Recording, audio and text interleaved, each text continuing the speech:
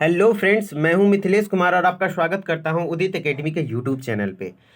हम लोग आज मानव प्रजनन पार्ट 2 यानी ह्यूमन रिप्रोडक्शन पार्ट 2 पढ़ने वाले हैं। और इसका पार्ट 1 यदि आप नहीं देखें तो इस वीडियो के बाद देख लीजिएगा, या तो पहले आप देख लीजिए, प्लेलिस्ट बन के रेडी है। ठीक है। आज इस चैप्टर को यदि आप अच्छे तरीके से पढ़ लेते हैं तो 2 से 3 क्वेश्चन कन्फर्म है कि आपके एग्जाम में आएगा, यानी 12 मार्क्स। एक क्वेश्चन 4 नंबर का होता है। और आपको बता दें कि आपको ज़्यादा टेंशन लेने का जरूरत नहीं है। यदि आप बायोलॉजी सही से पढ़ लेते हैं और फिजिक्स केमिस्ट्री थोड़ा बहुत हमारे ऐप पे जाके पढ़ लेते हैं तो आपका सिलेक्शन पक्का है, क्योंकि इस एग्ज़ाम में कट ऑफ बहुत ज़्यादा नहीं जाता है। आप 60% स्कोर भी कीजिएगा तो आपको गवर्नमेंट कॉलेज कंफर्म मिल जाएगा। ठीक है। तो चलिए आज हम लोग इस सीरीज का स्टार्ट करते हैं। और ये सीरीज आप लोग को बहुत पसंद आ रहा है तो इसी तरीके के क्वेश्चन कलेक्शन को, हैंड रिटेन नोट्स को चाहते हैं, चाहे फिजिक्स हो, केमिस्ट्री हो, बायोलॉजी हो, मैथ हो, चाहे वो इवन ग्रुप से हो या E2 ग्रुप से, आप हमारे ऐप पर आ सकते हैं। आपको क्या मिलेगा? हैंड रिटेन नोट्स मिलेगा पूरे चैप्टर वाइज। एक second, sorry. Hand retain notes मिलेगा, प्रीवियस ईयर MCQ मिलेगा, ऑनलाइन टेस्ट करवाएंगे हम लोग, काउंसलिंग तक हेल्प करेंगे। बस आपको क्या करना है, प्ले स्टोर पे जाइए, उदित फार्मेसी क्लासेस के नाम से प्ले स्टोर पे ऐप है, उसको इंस्टॉल कीजिए। और वहाँ पे एक कोर्स होगा, basic solution of D pharma entrance exam, उस कोर्स में इनरोल होइए। मात्र 300 रुपया कॉस्ट है। आप 300 में एक गवर्नमेंट सीट पा सकते हैं। ठीक है। और कोई भी दिक्कत होता है कोर्स लेने में तो आप इस नंबर पे कांटेक्ट कीजिए। ठीक है। तो चलिए हम लोग स्टार्ट करते हैं अपने आज क्वेश्चन के सीरीज को। आज पहला ही क्वेश्चन थोड़ा कॉन्सेप्चुअल है, आप ध्यान से सुनिए। ठीक है। क्वेश्चन है, 4 प्राइमरी स्पर्मेटोसाइट से कितने शुक्राणु का निर्माण होता है? और हाँ, एक बच्चे का कमेंट आया था कि सर इंग्लिश में थोड़ा कम लिखिए। आपको बता दें कि ये विषय जीव विज्ञान यानी बायोलॉजी है। बायोलॉजी आप प्योरली हिंदी में नहीं पढ़ सकते हैं। क्वेश्चन भी आपको इसी तरीके से मिला हुआ मिलेगा। ठीक है। बायोलॉजी, क्योंकि अगर आप फ्यूचर में फार्मेसी में जाते भी हैं तो आपको इंग्लिश में पढ़ना है, इसलिए थोड़ा बहुत इंग्लिश का अभी से कोशिश कीजिए। ठीक है। इसी तरीके से पढ़ाया जाता है। क्वेश्चन है, 4 प्राइमरी स्पर्मेटोसाइट से कितने शुक्राणु का निर्माण होगा? तो पहले इससे पहले एक कॉन्सेप्ट समझिए कि प्राइमरी स्पर्मेटोसाइट और प्राइमरी oocyte। प्राइमरी स्पर्मेटोसाइट किस में पाया जाता है? तो ये मेल में पाया जाता है, पुरुष में। और प्राइमरी oocyte किस में पाया जाता है? तो ये महिला में पाया जाता है। ठीक है। तो आपको ये ध्यान रखना है कि एक प्राइमरी स्पर्मेटोसाइट, यदि एक प्राइमरी स्पर्मेटोसाइट होगा तो उससे 4 शुक्राणु बनते हैं। एक प्राइमरी स्पर्मेटोसाइट से कितने शुक्राणु? 4 शुक्राणु। यही बोल देगा एक प्राइमरी oocyte तो उससे कितना अंडाणु? एक अंडाणु। तो यही चीज आपको ध्यान रखना है। इसको इरीज करके मैं एक बार फिर से समझा देता हूं, आपको ध्यान से देखना है। क्वेश्चन कॉन्सेप्चुअल है, आता है। यदि एक प्राइमरी स्पर्मेटोसाइट बोलेगा तो 4 शुक्राणु, एक प्राइमरी oocyte बोलेगा तो एक अंडाणु। ठीक। तो यहाँ क्या बोल रहा है? 4 प्राइमरी स्पर्मेटोसाइट से कितने शुक्राणु का निर्माण होगा? यदि 1 से 4 बनता है तो 4 से कितना बनेगा? 4 इंटू 4 कर देंगे, कितना हो जाएगा? 16 हो जाएगा ना। तो आंसर सीधा हम लोग मार देंगे 16। अब क्वेश्चन जरूरी नहीं कि यही आ जाए, इससे रिलेटेड क्वेश्चन ये आ सकता है, सीधा सीधी ये आ सकता है कि एक प्राइमरी स्पर्मेटोसाइट से कितना शुक्राणु? 4 शुक्राणु। या 3 प्राइमरी स्पर्मेटोसाइट से कितना शुक्राणु? तो 3 इंटू 4 12, 12 शुक्राणु। इस तरीके से क्वेश्चन आ सकता है, जैसा कि आपको नेक्स्ट क्वेश्चन में। इस क्वेश्चन को पहले पॉज कीजिए वीडियो को और पहले खुद से बनाने का ट्राई कीजिए, उसके बाद हम बताएंगे। चलिए स्टार्ट हम करते हैं। किसी स्त्री में एक प्राइमरी oocyte से कितने अंडाणु का निर्माण होगा? तो एक प्राइमरी oocyte से, आपको पिछले स्लाइड में ही बताएं कि एक प्राइमरी oocyte से सिर्फ एक अंडाणु का ही निर्माण होता है। चलिए मैं आपसे एक क्वेश्चन करता हूं, यदि 3 प्राइमरी oocyte है तो कितने अंडाणु बनेंगे? इसका आंसर क्या होगा आप बताइए। क्वेश्चन फिर से सुनिए। 3 प्राइमरी, कितना? 3 प्राइमरी oocyte है तो उससे कितना अंडाणु बनेगा? तो हमें आंसर होगा 3 ही, क्योंकि जब 1 से 1 बन रहा है तो 3 से 3। ठीक है। चलिए नेक्स्ट क्वेश्चन में आते हैं। नेक्स्ट क्वेश्चन है, एंट्रम किसकी गुहा है? एंट्रम नाम का कैविटी होता है यानी गुहा होता है, वो किस में पाया जाता है? क्या अंडाशय में? नहीं। ग्राफियन पुटिका में? जी हाँ, ग्राफियन पुटिका में ही एक गुहा पाया जाता है जिसको हम लोग क्या कहते हैं? एंट्रम कहते हैं। आपको फिर से एक बार बोल दें, एंट्रम एक प्रकार का गुहा है जो कि ग्राफियन पुटिका में पाया जाता है। ठीक है। चलिए हम लोग नेक्स्ट क्वेश्चन पे आते हैं। नेक्स्ट क्वेश्चन है, शुक्राणु जनन का नियंत्रण, शुक्राणु जनन का नियंत्रण किसके द्वारा होता है? हार्मोन के बारे में बोलना है कि कौन सा ऐसा हार्मोन है जिसके कारण कि शुक्राणु जनन को नियंत्रित करता है, वो नियंत्रण कर में रखता है। तो पहला ऑप्शन है एस्ट्रोजन, नहीं जी एस्ट्रोजन तो नहीं होगा। LH, नहीं जी LH भी नहीं होगा। एंड्रोजन, जी हाँ एंड्रोजन हार्मोन ही है जिसके कारण कि शुक्राणु जनन का नियंत्रण किया जाता है। ठीक है, तो आपको ध्यान रखना है शुक्राणु जनन का नियंत्रण किसके द्वारा होता है, तो एंड्रोजन। आपको LH के बारे में भी बताएंगे, एस्ट्रोजन के भी बारे में बताएंगे। हम नेक्स्ट क्वेश्चन भी वही उसी टाइप का रखे हैं। ठीक है, चलिए स्टार्ट करते हैं। ये क्वेश्चन आ गया, बहुत बेहतरीन क्वेश्चन है, आप ध्यान से देखिए। ठीक है, क्वेश्चन है किसी शुक्राणु में केंद्रक युक्त आनुवांशिक पदार्थ किसमें पाया जाता है। कोई भी शुक्राणु है, स्पर्म सेल, शुक्राणु कोशिका है, उसमें केंद्रक युक्त आनुवांशिक पदार्थ, केंद्रक युक्त, केंद्रक का इंग्लिश क्या होता है, न्यूक्लियस, ये है न्यूक्लियस, केंद्रक युक्त, तो वो किस भाग में पाया जाता है। पिछले वीडियो में मैंने आपको बताया था कि एक शुक्राणु कोशिका को 3 भाग में बांटा जाता है। पहला भाग होता है इसका क्या, हेड, क्या होता है, हेड यानी सिर वाला भाग। बीच वाला भाग क्या होता है, वो कहलाता है गर्दन, नेक। और ये वाला भाग क्या कहलाता है, मिडिल पीस, क्या कहलाता है, मिडिल पीस। और ये वाला भाग क्या कहलाता है, पूंछ, टेल। ठीक है, तो आपको क्या बताना है, किसी शुक्राणु में केंद्रक युक्त आनुवांशिक पदार्थ किस में पाया जाता है। तो ये जो केंद्रक है वो किस भाग में है, तो किस भाग में है, तो हेड वाला में है। किस में है, हेड में है। ठीक है, चलिए हम लोग नेक्स्ट क्वेश्चन पे आते हैं। नेक्स्ट क्वेश्चन है एक प्राथमिक शुक्राणु कोशिका है। ये क्वेश्चन थोड़ा इंपॉर्टेंट है, आप वीडियो को पॉज कीजिए और खुद से बनाइए, तब देखते हैं कितने लोग सही बनाते हैं। ठीक है, अब चलिए हम बताते हैं। एक प्राथमिक शुक्राणु कोशिका है, मैक्सिमम लोग मार देंगे अगुणित। ठीक, क्यों भैया, शुक्राणु बोल रहे हैं आप, शुक्राणु तो कोई अगुणित होता है, लेकिन हम ऐसा तो नहीं बोल रहे हैं शुक्राणु। देखिए, हम तो शुक्राणु नहीं बोल रहे हैं, हम क्या बोल रहे हैं, प्राथमिक शुक्राणु। प्राथमिक शुक्राणु कोशिका यानी प्राइमरी स्पर्मेटोसाइट। याद रखिएगा कि सिर्फ शुक्राणु लिखे, सिर्फ शुक्राणु लिखे तभी वो अगुणित होता है, तब क्या होता है, अगुणित। यदि वो लिख दिया कि प्राथमिक शुक्राणु कोशिका, ठीक है, या फिर प्राथमिक अंडाणु कोशिका, तो वो क्या होता है, द्विगुणित होता है। क्या होता है, द्विगुणित होता है। तो इसका आंसर क्या हो जाएगा, द्विगुणित। नहीं समझ में आया, एक बार मैं क्लियर करके समझाता हूँ। होता क्या है कि शुक्राणु क्या होता है, सिर्फ शुक्राणु बोलेगा तो वो एक गुणित होता है, अगुणित होता है। लेकिन हाँ, अगर प्राथमिक शुक्राणु कोशिका बोल दे तो वो द्विगुणित होता है। अगर प्राथमिक अंडाणु कोशिका बोल दे तो द्विगुणित, यानी प्राथमिक लगा मतलब वो द्विगुणित हो जाता है। सिर्फ शुक्राणु बोलेगा तभी वो अगुणित होता है। तो इसका आंसर क्या हो जाएगा, द्विगुणित होता है। ठीक है, चलिए नेक्स्ट क्वेश्चन में आते हैं। नेक्स्ट क्वेश्चन भी बहुत धुआंधार है, ये टॉपिक स्पर्म से बहुत क्वेश्चन आते हैं इसलिए मैंने लिया है। एक्रोजोम का निर्माण किससे होता है। तो पहले इस फिगर में देखिए कि एक्रोजोम कहाँ है। ये देखिए आगे में टोपीनुमा संरचना, पिछले वीडियो में भी क्वेश्चन बनाए थे कि शुक्राणु कोशिका के ऊपर जो टोपीनुमा संरचना होता है उसको क्या कहते हैं, तो एक्रोजोम कहते हैं। अब वो एक्रोजोम का जो निर्माण होता है किससे होता है, यानी किससे बना होता है एक्रोजोम, तो आपको ध्यान रखना है। ऑप्शन है पहला सेंट्रियोल, जी नहीं, सेंट्रियोल तो यहाँ पे है तो वो नहीं होगा। फिर क्या, गोल्जी काय, जी हाँ, गोल्जी काय से ही एक्रोजोम का निर्माण होता है, आपको ध्यान रखना है। एक्रोजोम का निर्माण किससे होता है, गोल्जी काय से। तो याद रखिए इस टॉपिक से क्या क्या आपको ध्यान रखना है, ध्यान से सुनिए। आपको ध्यान रखना है क्या, पहले मैं इरेज करके अच्छे से समझा देता हूँ। ठीक है आपको क्या ध्यान रखना है, देखिए एक्रोजोम किससे बना हुआ है, तो गोल्जी काय से बना हुआ है। किससे बना हुआ है, गोल्जी काय से। ये जो न्यूक्लियस है, केंद्रक है, वो किस भाग में पाया जाता है, तो हेड भाग में, हेड यानी सिर वाले भाग में। और ये इसमें क्या पाया जाता है, तो जेनेटिक मटेरियल पाया जाता है, क्रोमोसोम पाया जाता है। और गर्दन वाले भाग में क्या पाया जाता है, सेंट्रियोल पाया जाता है। और मध्य पीस में क्या पाया जाता है, माइटोकॉन्ड्रिया पाया जाता है। और टेल से रिलेटेड भी क्वेश्चन आता है, वो मैं नेक्स्ट क्वेश्चन वही रखा हूँ शायद। हाँ आ गया, शुक्राणु पूंछ में माइक्रोट्यूब्यूल का विन्यास होता है। ये देखिए शुक्राणु का पूंछ इसको कहते हैं। ये जो पूंछ है उसमें माइक्रोट्यूब्यूल होता है। क्या होता है, माइक्रोट्यूब्यूल।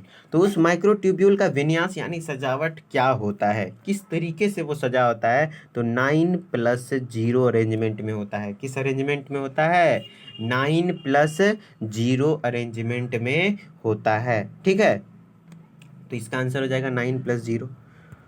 और आपको मैं बार बार समझा रहा हूँ कि अब हम लोग वीडियो में काफ़ी हद तक आगे बढ़ चुके हैं। ये 8वां वीडियो है और इस तरीके से इस सीरीज का लगभग 50 वीडियोज़ आएंगे। तो आपको भूलना नहीं है, अगर बायोलॉजी में अच्छा स्कोर करना चाहते हैं तो आपको पीछे के वीडियो को भी खाते समय, पीते समय, खाना पीना खा रहे हो या फिर कहीं घूम रहे हो, खेल रहे हो, छत पे टहल रहे हो, तो आप वीडियो को चला के सिर्फ सुनिए, ताकि आप 2 से 3 बार किसी भी चीज़ को सुनेंगे तो आपके परमानेंट माइंड में वो सेट हो जाएगा, तभी आप एग्ज़ाम में टिक कर पाएंगे, यदि आप ऑनेस्ट स्टूडेंट हैं तो। ठीक है, क्योंकि यदि आप ऑनेस्ट हैं तभी तो आप इतना देर तक वीडियो को देख रहे हैं, ऐसे नहीं तो थोड़ा सा देखते चले जाते। लेकिन आपके मन में ललक है कि नहीं, इस बार गवर्नमेंट सीट लेना है, क्योंकि गवर्नमेंट सीट लेने पर आपको बहुत फ़ायदा होगा।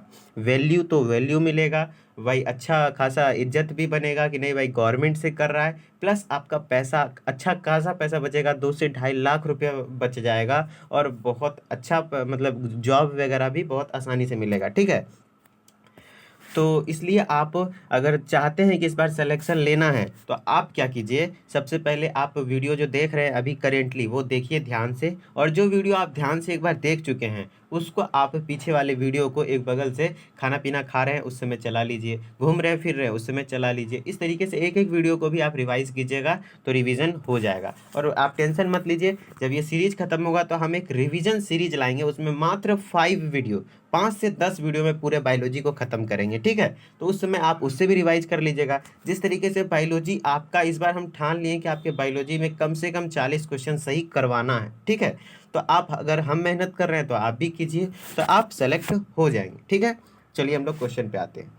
शुक्राणु जनन किसके द्वारा प्रमुख होता है, सॉरी प्रमोट होता है, यहाँ लिखाना चाहिए था प्रमोट, यानी यार इसका मतलब वो भी हो सकता है प्रमुख, मतलब शुक्राणु जनन में कौन सा हार्मोन प्रमुख होता है। ठीक है, तो आप इससे पहले भी पढ़े थे, तो वो क्या था, एंड्रोजन। लेकिन अगर ऑप्शन में एंड्रोजन नहीं दे, कुछ इस टाइप का ऑप्शन दे, तब आप क्या मारिएगा, तब आपको FSH मारना है। क्या मारना है, FSH। तो शुक्राणु जनन किसके द्वारा प्रमोट होता है, तो वो होता है FSH हार्मोन। कौन सा हार्मोन होता है, FSH। अगर इसका ज़्यादा से ज़्यादा फुल फॉर्म पूछ दे तो फुल फॉर्म होता है, आप कॉपी में लिखना चाहते थे लिख लीजिए, F का मतलब होता है फॉलिक्यूलर, S का मतलब होता है स्टिमुलेटिंग, और H का मतलब होता है हार्मोन। अब बताइए इसको हिंदी में क्या लिखा जाएगा, वही चीज़ लिखेंगे, बस फॉलो करके लिखेंगे या फिर FOL।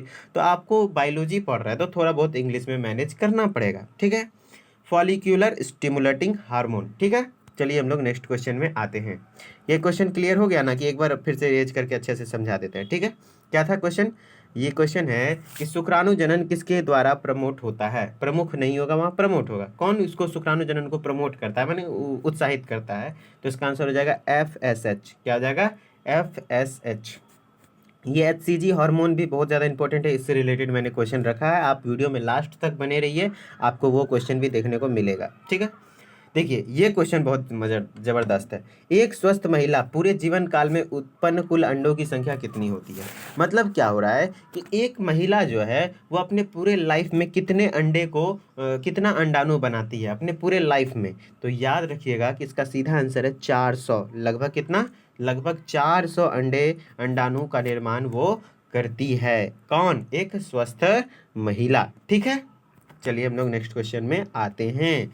नेक्स्ट क्वेश्चन है, किसी स्त्री में मासिक चक्र, किसी स्त्री में मासिक चक्र का बंद होना क्या कहलाता है। तो आपको ये टर्म, 2-3 टर्म है, आपको याद रखना है। यहाँ ऑप्शन 4 है, चारों ऑप्शन को मैं पूरा अच्छे तरीके से एक्सप्लेन करूंगा, आपको ध्यान रखना है। पहले तो इस क्वेश्चन को मैं बता दूं, किसी स्त्री में मासिक चक्र का बंद होना क्या कहलाता है, मीनोपॉज कहलाता है। क्या कहलाता है, मीनोपॉज होना। यानी स्त्री में यदि मासिक चक्र बंद हो गया तो वो क्या कहलाएगा, मीनोपॉज कहलाएगा। लेकिन आपको और भी 3 ऑप्शन समझना है, उससे भी क्वेश्चन आ सकते हैं। अब मीनार्ची यानी मीनार्की क्या कहलाता है, मीनार्ची या फिर मीनार्ची कुछ भी लिखा जा सकता है इस टाइप के वर्ड को, मीनार्की या फिर मीनार्च।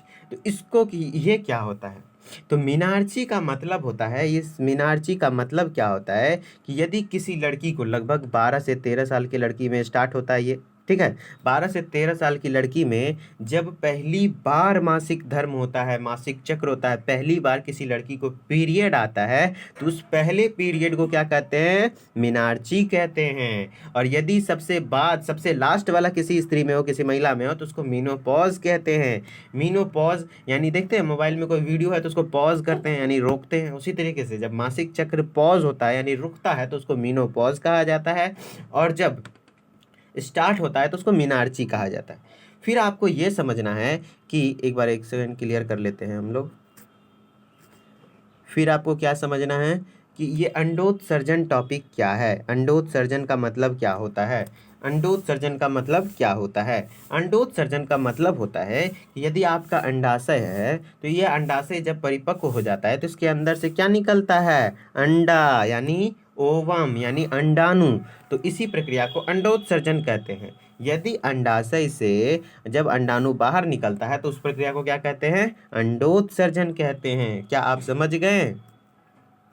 ठीक है। और एक पॉइंट क्या बचा हुआ है? लैक्टेशन। क्या बचा हुआ है? लैक्टेशन। लैक्टेशन का लैक्टेशन वर्ड आ जाए जहाँ पे भी, लैक्टोज, लैक्टेस, लैक्टिक एसिड, तो वो दूध से रिलेटेड होता है।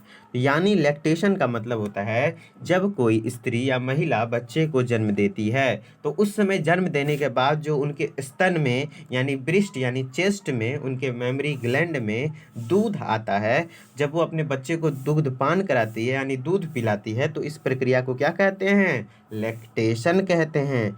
क्या समझ में आया? अगर नहीं आया तो मैं एक बार फिर से रिकॉल करा देता हूँ, समराइज कर देता हूँ, ठीक है। आपको ध्यान से देखना है। क्वेश्चन क्या था? किसी स्त्री के मासिक चक्र का बंद होना क्या कहलाता है? तो मीनोपॉज कहलाता है। फिर पूछेगा मीनार्ची क्या है? तो मीनार्ची का मतलब होता है किसी लड़की में मासिक चक्र का प्रारंभ होना मीनार्ची कहलाता है। पूछेगा अंडोत्सर्जन क्या होता है? तो अंडाशय से अंडाणु का बाहर निकलना क्या कहलाता है? अंडोत्सर्जन कहलाता है। फिर पूछेगा लैक्टेशन क्या होता है? तो लैक्टेशन मतलब होता है जब कोई स्त्री बच्चे को जन्म देती है उसके बाद जो उसके मेमरी ग्लैंड यानी दुग्ध ग्रंथि में दूध का स्रवण होता है तो उसको हम लोग लैक्टेशन कहते हैं। ठीक है, समझ गए? चलिए हम लोग नेक्स्ट स्लाइड पे आते हैं। नेक्स्ट है मेंसुरेशन। मेंसुरेशन मतलब समझ गए? पीरियड। लड़कियों में जो पीरियड आता है, या महीना भी कहते हैं। मेंसुरेशन का तत्काल कारण किस हार्मोन की वापसी है? यानी जो मेंसुरेशन होता है, लड़कियों में ब्लीडिंग होता है, वो किस हार्मोन, मतलब मेंसुरेशन जो होता है वो किस हार्मोन के कारण होता है? तो आपको सीधा सीधे याद रखना है, प्रोजेस्टेरोन। कौन सा हार्मोन? प्रोजेस्टेरोन हार्मोन के कारण होता है। लड़कियों में जो क्या कहते हैं, क्या होता है, ये मेंसुरेशन होता है, मेंसुरेशन का तत्काल कारण किस हार्मोन की वापसी के कारण है? तो प्रोजेस्टेरोन हार्मोन की वापसी के कारण है। ठीक है, चलिए हम लोग नेक्स्ट क्वेश्चन पे आते हैं। नेक्स्ट क्वेश्चन है अंडोत्सर्जन किस हार्मोन का प्रयास से संभव है? आप अंडोत्सर्जन का मतलब मैं समझाया था कि यदि अंडाशय से, क्या, अंडाशय से जब अंडाणु बाहर निकलता है तो उस प्रक्रिया को क्या कहते हैं? अंडोत्सर्जन कहते हैं। तो अब ये अंडोत्सर्जन जो है वो कौन सा हार्मोन कंट्रोल करता है? तो वो एलएच करता है। कौन करता है? एलएच करता है। और एलएच का फुल फॉर्म पूछ सकता है, तो एलएच का फुल फॉर्म यदि आपको नहीं पता है तो आप कॉपी पे लिख सकते हैं। एलएच का फुल फॉर्म होता है ल्यूटेनाइजिंग हार्मोन। क्या होता है? Luteinising hormone. ठीक है, तो आप इस स्लाइड को समझे। अगर नहीं समझे तो मैं एक बार और समझाता हूँ। देखिए, समराइज कर देता हूँ। अंडोत्सर्जन मतलब अंडाशय से अंडाणु का बाहर निकलना अंडोत्सर्जन, और ये किस हार्मोन से संभव है? तो एलएच के कारण संभव है। ठीक है, चलिए हम लोग नेक्स्ट क्वेश्चन में आते हैं। इस क्वेश्चन में आप इस अनुष्का शर्मा को नहीं देखना है, क्वेश्चन देखना है। जितने भी लड़के होंगे वो तो तुरंत उनका इसी पे नजर गया होगा, भाई ये सब धर्म संकट है, धर्म संकट में आपको नहीं फंसना है। ठीक है, चलिए क्वेश्चन पे पढ़ते हैं। निषेचन के बाद माता के मूत्र में कौन सा हार्मोन की उपस्थिति होती है? सबसे पहले क्वेश्चन से पहले मैं आपको समझाता हूँ कि कभी देखे होंगे, आप नहीं देखे होंगे, मेडिकल स्टोर में ये मिलता है, प्रेगा न्यूज। ठीक है, आप लोग अब बड़े हो गए हो, आप लोग बच्चे नहीं हो जो कि ये सब बताया जाए तो आप लोग को बुरा लगेगा, ये सब जानना है आप लोग को। ठीक है, प्रेगा न्यूज होता है। ठीक है, ये प्रेगा न्यूज है क्या? तो ये प्रेगा न्यूज इस टाइप का अंदर में एक कीट होता है जिससे कि महिला को पता चलता है कि वो प्रेग्नेंट हैं या नहीं है, उनमें गर्भधारण हुआ है या नहीं। जब कोई महिला कंसीव करती है यानी सेक्स करती है बच्चे को पैदा करने के लिए, तो उनके पास कोई कन्फर्मेशन नहीं होता है, वो कन्फर्म नहीं होती हैं कि मैं प्रेग्नेंट हूँ या नहीं हूँ। तो वो लगभग क्या करती हैं कि एक किट खरीदती हैं जिसका नाम है प्रेगा न्यूज। उस पे अपने यहाँ पे अपने यूरिन को डालती हैं। क्या करती हैं? यूरिन का यानी मूत्र का 1-2 बूंद डालती हैं, जिससे यहाँ पे नोटेशन होता है। यदि डबल लाइन आ गया रेड वाला तो यानी प्रेग्नेंट हैं, अगर सिंगल लाइन आया तो वो प्रेग्नेंट नहीं है। तो यही बात है कि आपको यही ध्यान में पहचानना है कि आखिर कैसे आखिर क्या मैकेनिज्म होता है, वो मूत्र में क्या आ जाता है जिसके कारण कि ये पहचान लेता है। तो आप इस प्रेगा न्यूज के पैकेट में ही पढ़िए क्या है। देखिए, one setup urine HCG pregnancy test. क्या है? HCG, यानी यही हार्मोन है। कौन सा? HCG hormone. तो वही मतलब क्या है इसका कि क्वेश्चन क्या था, देखिए, निषेचन के बाद माता के मूत्र में कौन सा हार्मोन की उपस्थिति होती है। यानी निषेचन जब हो जाता है, अंडाणु शुक्राणु मिल जाता है, तो माता के मूत्र में एक हार्मोन आने लगता है। वो कौन सा हार्मोन है? HCG। और उसी HCG हार्मोन को ये डिटेक्ट करता है कौन? प्रेगा न्यूज। ठीक है, आप लोग समझ गए। तो चलिए नेक्स्ट क्वेश्चन में आते हैं। नेक्स्ट क्वेश्चन है, निम्न में कौन सा द्विगुणित संरचना है? द्विगुणित संरचना तो आप लोग पक्का बनाएंगे। अंडाणु नहीं, एक गुणित संरचना क्योंकि ये युग्मक है। शुक्राणु एक गुणित संरचना क्योंकि ये युग्मक है। लेकिन युग्मनज, भैया युग्मक और युग्मनज में अंतर है। क्या है? अंतर है। कैसे? देखिए, युग्मक क्या होता है? अंडाणु शुक्राणु। लेकिन युग्मनज मतलब होता है जब दोनों मिल जाता है, n अंडाणु प्लस शुक्राणु, तो ये क्या हो जाता है? द्विगुणित हो जाता है। तो निम्न में कौन सा द्विगुणित संरचना है? तो युग्मनज है। ठीक है, चलिए नेक्स्ट क्वेश्चन में आते हैं। नेक्स्ट क्वेश्चन है, निम्न में कौन सी मीजोडर्म की उत्पत्ति नहीं है? मतलब कौन सा ऐसा है जो कि मीजोडर्म का लेयर का ये उत्पत्ति नहीं है। देखिए, हमारे शरीर में 3 लेयर होता है। कौन सा लेयर होता है? 3 लेयर। सबसे बाहर वाले लेयर को एक्टोडर्म कहते हैं, बीच वाले को मीजोडर्म कहते हैं, और अंदर वाले को एंडोडर्म कहते हैं। इसी लेयर से पूरे शरीर का विकास होता है। ठीक है, इसी तीनों लेयर से। तो मीजोडर्म का कौन सा नहीं है? कौन सा ऐसा पार्ट है जो कि मीजोडर्म से नहीं बना है? तो आपको हम बता दें कि मीजोडर्म वाला पार्ट क्या होता है। जितना भी परिसंचरण तंत्र है वो मीजोडर्म का होता है। पेशी तंत्र मीजोडर्म का होता है। कंकाल तंत्र मीजोडर्म का होता है। लेकिन क्वेश्चन क्या है कि निम्न में कौन सी मीजोडर्म की उत्पत्ति नहीं है? मतलब कौन सा ऐसा है जो कि मीजोडर्म से नहीं बना है? तो वो है तंत्रिका तंत्र। क्या आ जाएगा? तंत्रिका तंत्र। क्या नहीं समझ में आया? चलिए हम कॉन्सेप्ट फिर से एक बार रिकॉल कर देते हैं। पूछ रहा है कि मीजोडर्म की उत्पत्ति नहीं है, कौन सा मीजोडर्म से नहीं बना है? तो वो है तंत्रिका तंत्र। ठीक है, और मीजोडर्म से बना कौन है? तो ये सब सारा मीजोडर्म से बना हुआ होता है। ठीक है, चलिए नेक्स्ट क्वेश्चन में आते हैं। नेक्स्ट क्वेश्चन है, गर्भ व्यवस्था के किस महीने में गर्भस्थ शिशु गतिशील होता है तथा सिर पर बाल आने लगते हैं? आप लोग कई मूवी में देखे होंगे कि पेट के अंदर से क्या होता है, बच्चा लात मारता है। यानी बच्चा लात नहीं मारता, वो थोड़ा गतिशील हो जाता है, यानी थोड़ा हिलने डुलने लगता है, या फिर उसके सिर पर बाल आने लगता है। तो वो कौन सा महीना होता है? वो 5वां महीना होता है। कौन सा महीना होता है? 5वां महीना।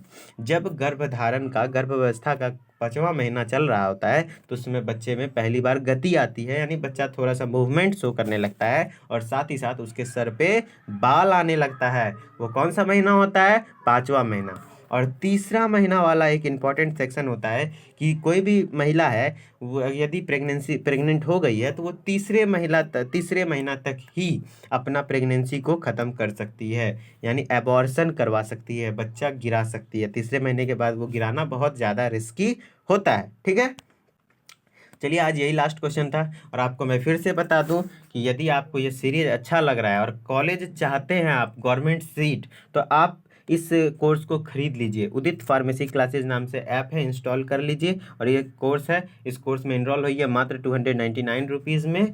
और इस नंबर पे आप अगर कोई भी दिक्कत होता है कॉल करने में या फिर कुछ यूज करने में ऐप को, तो आप इस नंबर पे बेहिचक कॉल करके पूछ सकते हैं कैसे यूज करें। और आपको क्या मिलेगा? Handwritten notes, MCQ। अभी ऑनलाइन टेस्ट अवेलेबल नहीं है, मैं करवाऊँगा कुछ दिन में। आप लोग बच्चे ले लेंगे तो फिर काउंसलिंग तक भी हम लोग हेल्प करेंगे आपका, चाहे वो बायोलॉजी, फिजिक्स, केमिस्ट्री, मैथ, सब चीज़ तरीके से हेल्प करेंगे। यदि आपको सिलेक्शन चाहिए तो आपको ये कोर्स ले लेना चाहिए मेरे ख्याल से। तो ओके बाय, नेक्स्ट वीडियो में मिलते हैं किसी नए चैप्टर के साथ। Okay bye.